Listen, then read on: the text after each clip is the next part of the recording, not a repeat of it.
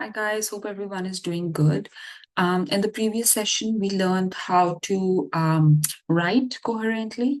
In this session, we are going to talk about how we can speak in a coherent manner, in a manner that would really connect our ideas and make us seem more fluent, right?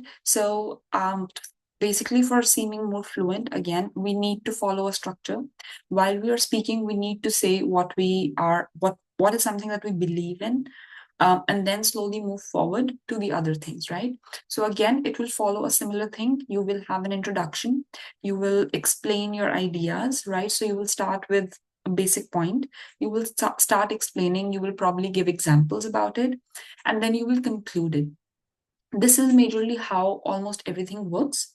So we are going to take a look at how to speak properly. We will see some of the things that will help us be better, some tips, some basic errors, which probably I think we have also discussed throughout this entire journey, right? But we'll just take a look at it again in case we missed anything, and then go on about it.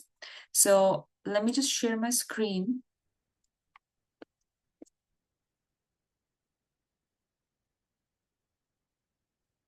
Okay. So this is Introduction to IELTS Speaking, and this is Advanced Fluency Drills. So in this one, we are going to focus on improving our fluency in IELTS speaking. So we'll practice answering part one, part two, part three speaking tasks. So part one is usually your normal introduction and some follow-up questions related to it. Part two is majorly some sort of monologue, right? And part three is some questions related to that monologue. So again, it's more like an interview kind of a thing for part one, also part two, also, as well as part three. So we learn some strategies to speak confidently and maintain a natural flow, right? Natural flow means there would be some sort of fluency that we will maintain. And of course, if we are fluent enough, if we know what the topic is, what to say, we will look naturally confident, right? So we will focus to maintain more of that, right? And not make any errors, like try to make as less errors as possible. But what happens is when we speak on the spot, sometimes we cannot really help but make errors. Then we'll use these fluency drills to enhance our speaking and coherence.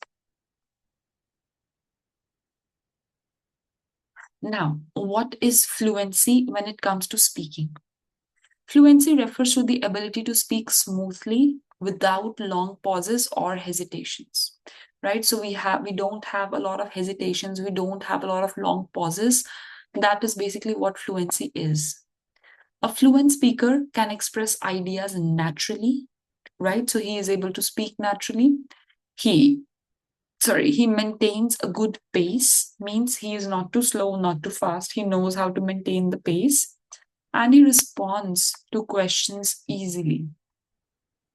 So he has some opinions, he has some ideas in his mind, he has spoken enough, he is naturally fluent in the language that he is able to produce the ideas in that way. Basically, how we can improve our fluency is we can try and speak about different topics. We should know about these different topics, right? And we need to focus on answering the questions without thinking that much, right? So whatever comes to your mind, you say whatever you believe in, not like pressurizing yourself too much, right? So in IELTS, fluency is one of the biggest things that we need to look at, and it's really important to speak regularly and make sure you're improving on it. How to improve fluency in part one of IELTS. So practice common questions. You need to talk about common questions like hobbies, work, travel, because first part is basically your questioning on yourself, right? So for example, you will be asked to introduce yourself. You can say that, hi, my name is this and this, my age is this and this, and I live here, I was born here, and basically what your interests are, what your likes and dislikes are, your hobbies. Hobbies can include general things like, dancing, painting, reading, and then the invigilator can ask you that, who is your favorite dancer, who's your favorite painter, what kind of dance you do, what kind of music instrument you play, who is your favorite musician. And but for all these questions, no matter what they ask, even if they don't mention it, you always need to explain. There can never be a one line answer or one word answer for that matter. So make sure you're explaining your ideas really well. You need to give reasons. If, for example, Taylor Swift is your favorite musician, why? Right? You always need to answer that why.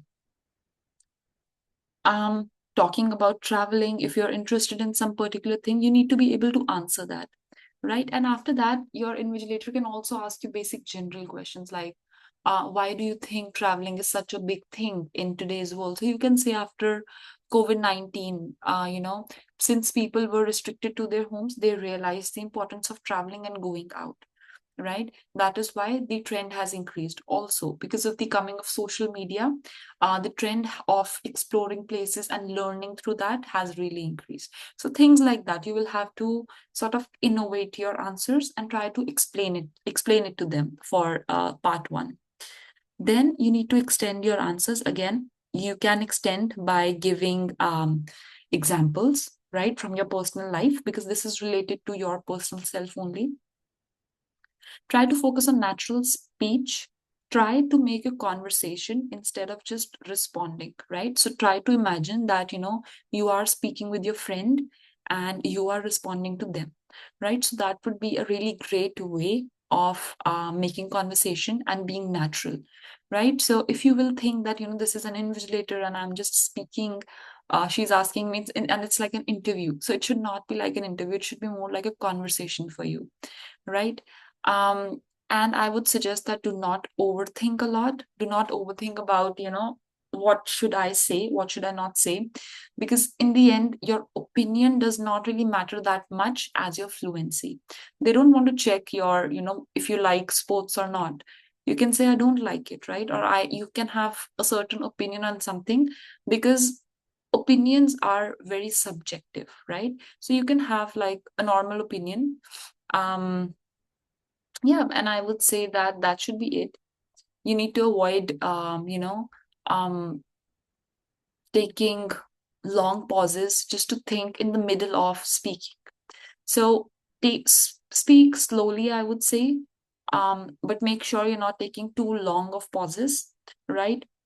Where you're thinking that, what should I say? If something comes to your mind, if something has more ideas, just say that. Even if you don't believe in it, does not really that matter that much, right? Just say it because they want to check your fluency. They will not write down that, okay, this candidate likes this and like that. They don't really care about all that stuff. They just care about how your fluency is. Then for part two, you will have a preparation time of for a monologue that you have to speak on. I would really suggest writing some keywords. So probably if it's talking about technology, so write some keywords. You need to talk about social media. You need to give some examples on it.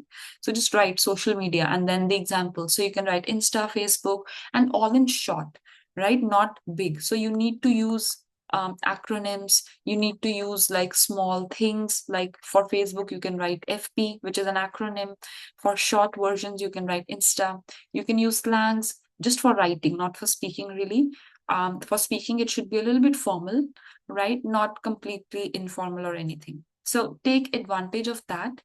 You have 2 minutes to speak really. So 2 to 3 minutes. Try to practice speaking on one topic for 2 to 3 minutes without taking any pauses, right? Without stopping to think. So basically, when will you stop taking pauses, basically, right? So you will stop taking pauses when you will have an idea about different topics, right? If you don't have any idea about different topics, you will stop, right? You will stop at places and that would really obstruct your flow. So I would suggest reading a lot, being aware a lot about different topics, general topics, right? Like it can be education, it can be health, it can be environment, these are a couple of things, which are most oftenly spoken about. So I would suggest reading a lot about these like general topics, which are pretty general. And I mean, everyone is aware of it, right? So we just need to speak about that, but make sure you are practicing it, right? You need to structure your response. So again, it does not have to be that, you are speaking anything and everything. Just like an essay, you need to structure yourself in monologue too. So start with the beginning, make sure you have a middle also, and then also make sure you have some sort of ending that is associated, right? So give details and make sure you're also concluding your answer. I would suggest stay calm, right? And do not panic a lot while you are speaking, right? Because even if you have forgotten something, it's okay. Take a deep breath and just start over, right? Or you can just say that, oh, sorry about that. I meant to say something else, right? Or let me rephrase it and then you say it, right? So there are always ways of just rephrasing stuff instead of just stopping and panicking about it, right? So you can panic later on, but at that moment, try not to panic. I know it, if you make a mistake, it does obstruct your flow, but overall, I would just suggest you not to panic and just correct your mistakes right there and then, because it's pretty on the spot. That's there's barely, there's barely that you can do about changing it. So in part 3, they will be asking you some follow-up questions on what you think about your topic, right? Um, it would be more opinion based. So I would suggest uh, starting with things like, according to me, I think that based on my experience, what I feel about it. So using these kind of words, right? That is really important. Also, you can use linking words here as well. So you can use linking words like in addition to, for adding, some extra information, in addition to technology being helpful in education. I think technology is also helpful in all the other aspects of life. Something like that, right? And make sure that you're staying on topic. Don't go off topic, because that is something which is really common. When we are speaking, especially fluently, it is extremely common to go off the track of topic and be not able to speak that much. So that is pretty much it about, some tips or strategies for um, test 1, 2, and 3 for speaking. Um, for fluency drills, what we can do is we can just talk and brainstorm on describe a time when you helped someone, right? So you need to talk about who you helped, how you felt,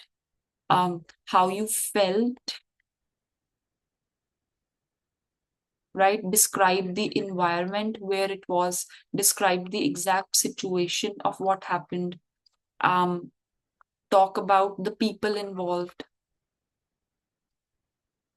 all of those things. Right? So again, for example, you can say that um, uh, I remember a time when, or you can even start with an introduction for that matter. So you can say that helping people is one of the greatest things we can do for humanity. Start with something very general. So this would just give you a small introduction, like an opening line, right? So I would suggest start with an opening line. That would really help. Even if it's about describe a time when you help someone, you can just say that helping someone is one of the greatest gifts that you can give to humanity. And I remember a time when I helped someone in need. So that was a time when I was on the road, and there was this person who was not from the country. They were really struggling to find a place. Um, and what I did was I helped them navigate through the city. I gave them some tips on how they can use the public commute. I also told them and made them aware of what kind of scams are sprawling across the country and the city itself. Um, that foreign couple was really thankful for my help, and they even offered me to come along with them. I really appreciated their offer because I really wanted to take them around the city, but unfortunately I was running a bit late for work. However, I really appreciated their offer, and I felt really nice helping them out because it makes me instill humanity once again. I believe when you help a person in distress, it is such a great feeling for them, because I can imagine myself being in depressed and getting help from outside. So something like that. I mean, you need to try and explain, and then you can just try and end it. So you will explain the whole situation, what happened, where you were standing, what was the location, who the people were, so on and so forth. And then you will give a conclusion that I believe in the end I would just like to say. So make sure that, or in conclusion, just speak that when you're ending it, just speak that so that the other person knows that now you're trying to end this conversation. And that is pretty much it. Some mistakes to avoid is taking long pauses. Again, I think we have discussed a lot about the long pauses can kill fluency, definitely. Overusing fillers, to make sure you're not overusing them. While it is important, just to think a little bit, but do not use a lot of fillers, as again it can kill the concentration, it can kill the interest in your speaking. Like when you're speaking, it can really kill the interest of the other person. I would suggest not to rush a lot. Some people naturally speak really fast, and there are some people who speak slow. So make sure you find a balance, and this balance can really be found while you're practicing before the test. So again, 10 days before, just try to speak, try to check your, I would say, your pace, record yourself, try to focus on that pace, and that should pretty much be it. And then I would suggest don't overthink a lot, right? Don't overthink your answers. Try to speak naturally as you can. Um, don't try to make everything perfect, because in the process of making everything perfect, you will stress out on a lot of things.